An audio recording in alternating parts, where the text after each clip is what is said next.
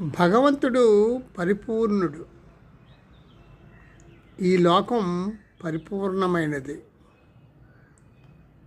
పరిపూర్ణుడైన భగవంతుడి నుంచే పరిపూర్ణమైన ఈ లోకం ఉద్భవించింది.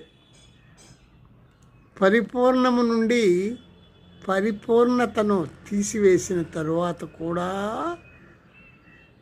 పరిపూర్ణతే మిగిలి ఉంది. ఇది గ్రహించాలి అందరూ.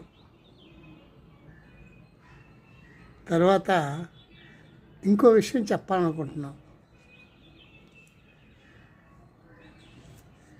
అందరూ గ్రహించవలసింది ఇదే. పనులు ఫలితాన్ని ఇస్తాయి. మంచి పనులు మంచి ఫలితాన్ని, చెడ్డ పనులు చెడ్డ ఫలితాన్ని ఇస్తాయి. అలా వచ్చిన ఫలితాలను అనుభవించి తీరవలసిందే.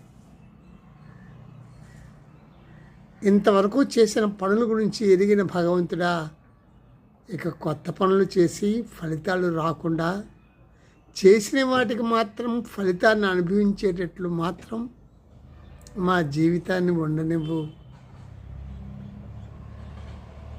అని ప్రార్థించుకుంటే చాలా బాగుంటుందేమో.